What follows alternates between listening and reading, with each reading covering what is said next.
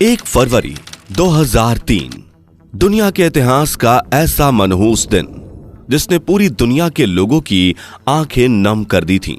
इस दिन STS 107 में सवार कल्पना चावला और उनके 6 क्रू मेंबर्स की पृथ्वी पर लौटने के वक्त स्पेस शटल के साथ जलकर जान चली गई थी। लेकिन क्या आपको पता है कि इस स्पेस शटल के लॉन्च के अगले ही दिन इसे अंतरिक्ष में भेजने वाली अमेरिकन स्पेस एजेंसी नासा को इस बात का अंदाजा लग चुका था कि आगे क्या होने वाला है, लेकिन फिर भी उन्होंने अपने एस्ट्रोनॉट्स को इस बारे में जानकारी क्यों नहीं दी। और लॉन्च से पहले कई बार इस कोलंबिया स्पेस शटल में टेक्निकल प्रॉब्लम आई थी, तो इसे आखिर लॉन्च किया ही क्यों गया और क्या कल्पना चावला को बचाया जा सकता था? अगर आपके जहन में भी इस स्पेस मिशन को लेकर ये सवाल आते हैं तो पूरा वीडियो जरूर देखिएगा। सबसे पहले बात करते हैं कि 17 मार्च 1962 के दिन हरियाणा के छोटे से जिले करनाल में जन्मी कल्पना ने अपने जीवन में अमेरिकन एस्ट्रोनॉट बनने का सफर तय कैसे किया था। 4 भाई बहनों में सबसे छोटी कल्पना बचपन से ही स्पेस में जाना चाहती थी। उन्होंने अपनी प्राथमिक शिक्षा टैगोर बाल निकेतन स्कूल से की, जिसके बाद कल्पना ने पंजाब इंजीनियरिंग कॉलेज चंडीगढ़ से एरोनॉटिकल इंजीनियरिंग में पढ़ाई शुरू की। साल 1976 में एरोनॉटिकल इंजीनियरिंग में बैचलर की डिग्री हासिल करके कल्पना देश की पहली एरोनॉटिकल इंजीनियर बनी। साल 1984 में कल्पना ने अमेरिका की यूनिवर्सिटी ऑफ टेक्सास से एरोस्पेस इंजीनियरिंग में मास्टर्स की डिग्री की। इस दौरान उन्हें जिन पियरे हैरिसन से प्यार हुआ और 1983 में दोनों ने शादी कर ली। फिर 1988 में कल्पना ने यूनिवर्सिटी ऑफ कोलोराडो में एरोस्पेस इंजीनियरिंग में PhD की पढ़ाई पूरी की। उसी साल उन्होंने नासा एम्स रिसर्च सेंटर में काम करना शुरू किया।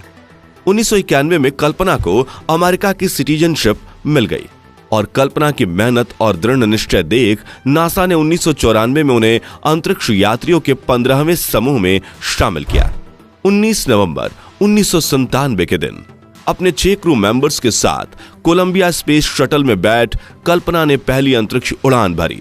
STS 87 नासा से जाने वाले इस मिशन के दौरान कल्पना ने स्पेस में 15 दिन और 16 घंटे बिताए और 5 दिसंबर 1997 के दिन इस स्पेस शटल ने धरती पर सक्सेसफुल लैंडिंग की।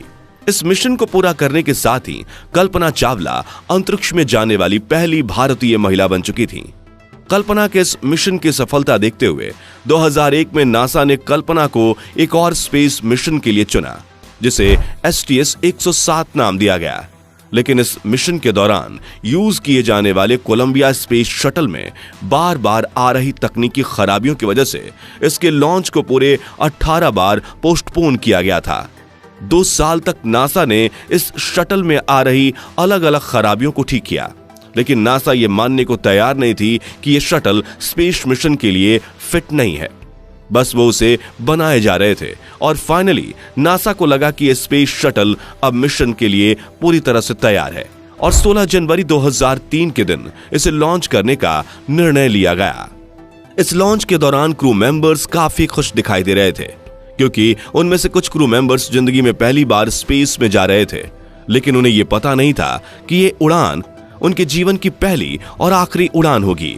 खैर 16 जनवरी की दोपहर को कोलंबिया स्पेस शटल ने अपने रॉकेट के साथ फ्लोरिडा के कैनेडी स्पेस सेंटर से अपनी 28वीं उड़ान भरी और कल्पना का क्रू सही सलामत स्पेस में पहुंच गया, जहां उन्होंने 15 दिन 22 घंटे और 20 मिनट तक स्पेस में रहकर अपने मिशन को पूरा किया। और 1 फरवरी 2003 के दिन जब कोलंबिया स्पेस शटल अंतरिक्ष से धरती के लिए रवाना होकर तेजी से धरती के एटमॉस्फेयर में दाखिल होता है और उस पर वायुमंडल की गैसों का प्रेशर और घर्षण बढ़ता है, जिससे कुछ ही सेकंड में कोलंबिया स्पेस शटल एक आग के गोले में तब्दील हो जाता है और अपने अंदर मौजूद क्रू मेंबर्स के साथ जलकर राख हो जाता है। शुरुआत में तो इस दुर्घटना के पीछे का कारण अनजाने में हुई क्रू मेंबर्स की कोई गलती को माना जा रहा था, लेकिन जब इस मामले की तह तक जाने के लिए इन्वेस्टिगेशन शुरू हुई तो ऐसा सच सामने आया जिसने लोगों के होश उड़ा दिए। इस जांच के मुताबिक जब कोलंबिया स्पेस शटल अपने रॉकेट के साथ उड़ान भर रहा था, तभी उसके एक्सटर्नल फ्यूल टैंक की बाहरी सतह पर लगाए हुए इंसुलेशन फोम का बड़ा सा टुकड़ा करीब 800 किलोमीटर की रफ्तार से शटल के लेफ्ट विंग में जा टकराता है, जिससे उस विंग पर लगी रीइंफोर्स्ड कार्बन यानी आरसीसी की कोटिंग में 10 इंच गहरा गड्ढा बन जाता है। लॉन्च के दौरान तो इस घटना पर किसी की नजर नहीं जाती। हालांकि लॉन्च के दूसरे दिन नासा के inspector photo walking group division को इस घटना के बारे में पता लग चुका था, लेकिन फिर भी उन्होंने एस्ट्रोनॉट्स को इस बारे में कोई जानकारी नहीं दी। लेकिन ऐसा क्यों? क्या ये उनकी लापरवाही थी? और क्या कल्पना चावला और उनके क्रू मेंबर्स की जान बचाई जा सकती थी? लेकिन उसे समझने से पहले इसके साथ जुड़ी बेसिक टर्म्स को समझना होगा।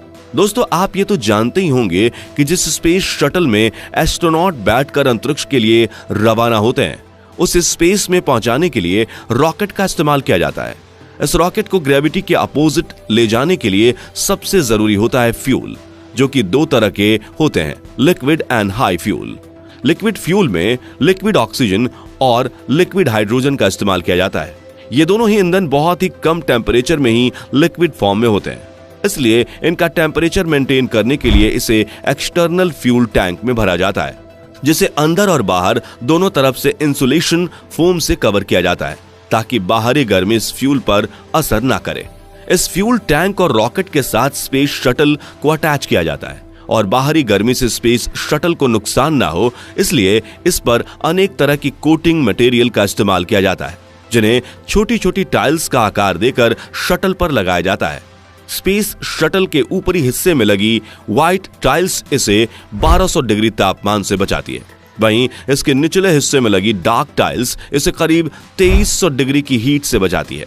और रॉकेट से निकल रही गर्मी का सबसे ज्यादा असर शटल के विंग्स पर होता है, जिसे गर्मी से बचाने के लिए इन पर आरसीसी की टाइल्स लगाई जाती है, जो इसे करीब 3000 डिग्री की हीट से बचाती है। और कोलंबिया स्पेस शटल के लॉन्च के दौरान हुई दुर्घटना से इसके विंग के इसी आरसीसी पैनल में करीब 10 इंच का छेद हो जाता है।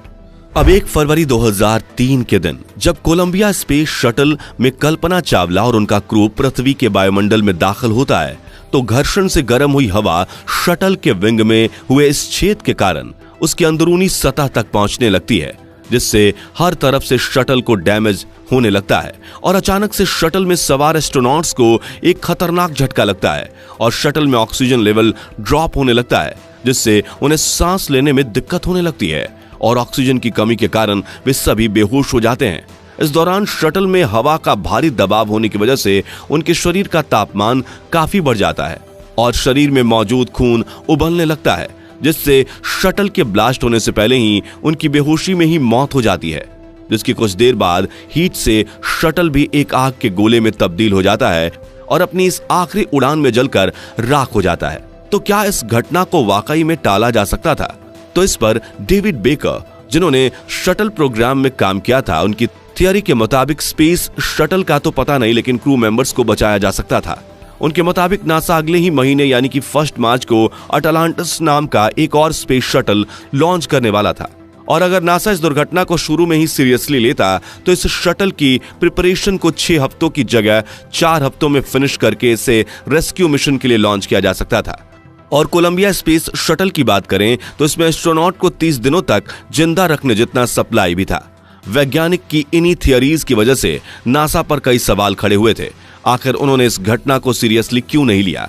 तो इसी घटना पर लिखी विलियम हारवुड और माइकल केबीज की बुक कॉम चेक के मुताबिक नासा के इंस्पेक्टर फोटो वॉकिंग ग्रुप और डेब्रिस असेसमेंट टीम ने लॉन्च के 3 दिन के अंदर नासा के स्पेस शटल प्रोग्राम ऑफिस की मैनेजर लिंडा हैम से यह गुजारिश की थी कि वो डिपार्टमेंट ऑफ डिफेंस को कांटेक्ट करके उन्हें इंसुलेशन फोम के टकराने वाली दुर्घटना की हाई रेजोल्यूशन इमेज मंगवाए। लेकिन लिंडा हैम ने दोनों ही ग्रुप्स की गुजारिश को यह कहकर टाल दिया था कि यह इतना सीरियस इशू नहीं है। हालांकि लिंडा हैम से फोटोज की रिक्वेस्ट रिजेक्ट होने के बाद नासा की डेब्रिस असेसमेंट टीम ने कंप्यूटर सिमुलेटर की मदद से यह अंदाजा लगाया था कि जब 2 फीट लंबा और 1 फीट चौड़ा इंसुलेशन फोम का टाइल 800 किलोमीटर की रफ्तार से जब विंग से टकराता है तो कितना डैमेज होगा।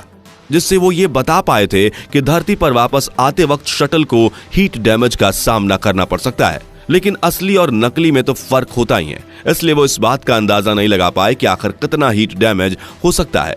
1 फरवरी 2003 के दिन उन्हें इसका सटीक जवाब तब मिला जब शटल दुर्घटना हो गई थी।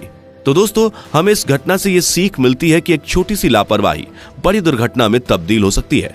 इस वीडियो में हम किसी पर इस दुर्घटना का इल्जाम नहीं लगा रहे, बस यहाँ हमने इंटरनेट पर मौजूद जानकारियों को इकट्ठा करके प्रस्तुत किया है। तो अगर आपको ये वीडियो पसंद आया हो तो जल्दी से इसे लाइक और शेयर करने के साथ जानकारी से भरपूर ऐसी ही वीडियोस देखते रहने के लिए चैनल को सब्सक्राइब और बेल बटन को जरूर प्रेस कर दीजिए। धन्यवाद।